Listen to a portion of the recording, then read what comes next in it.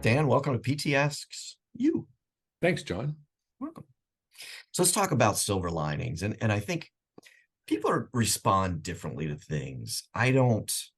If somebody's critiquing me, I don't need them to fluff it up for me to get to the real point.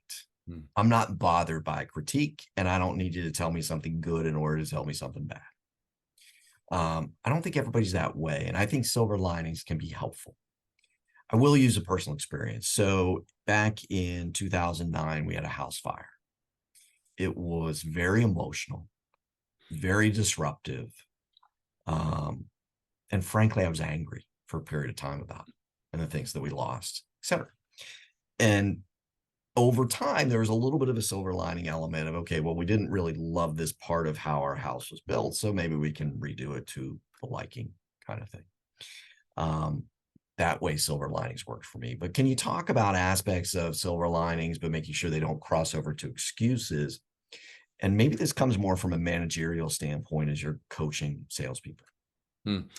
It's funny. I've shared with you that my son just completed a 2-month trip across India on his own. And for the most part, the trip was fantastic. But there were times where he was very, very sick for a week and a half and very discouraged and all that kind of stuff.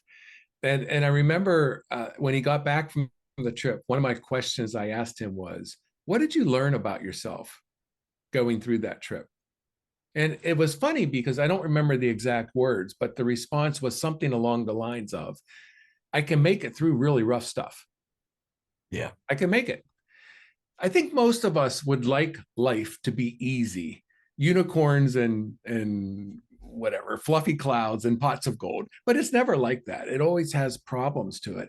And there's, I'm going to paraphrase horribly a saying, if you have an easy life, you have a weak person. If you have a very difficult life, you will either have a weak person or you will have a very strong person. The choice is theirs.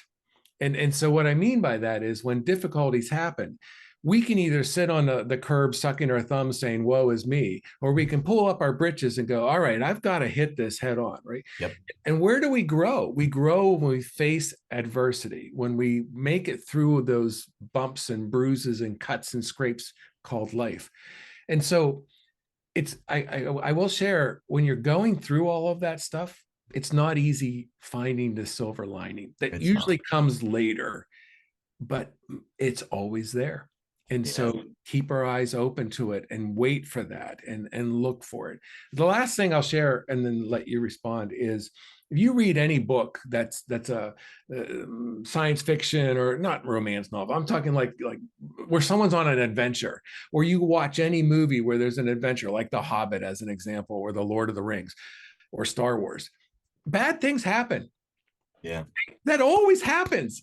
And that's what makes the ending of the movie so spectacular, because they overcame it all. And I think at the end of the day, that's what we want life and work and everything to be like as well.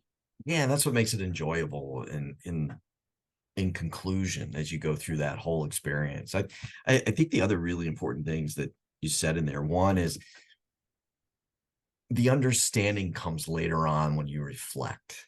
In the moment, it can be very, very difficult. But when you reflect back, I think you look at it differently. But I think when you ask your son that question, that's really fascinating to me. I don't know if we're good at asking people or helping people at times reflect. And so you could ask salespeople, what you learn about yourself going through this? Because I don't think we think that way naturally.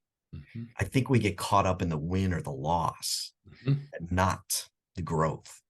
Yeah. And I think that's what you're trying to help your son understand. Here's the growth. Let's talk about it. I remember I had a saleswoman. This was, oh boy, probably 15 years ago. And I still remember it like it was yesterday. And when at the time we were doing executive briefings, we'd invite owners in for a 90-minute session, right?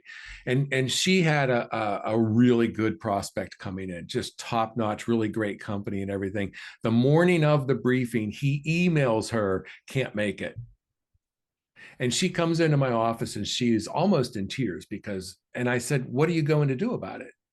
And then she started getting angry, right? So she goes back to her office and I didn't hear anything. She comes back out 15 minutes later. She said, I sent him an email saying, hey, is there anyone else you can send to fill your seat? And it was funny because we never heard back from them. But at the briefing, we had people coming in. We had 3 different business owners we'd never met come in, and they were all said, because Joe said I needed to be here. 3 different owners. So she lost 1, but she picked up 3. That's pretty cool. Very cool.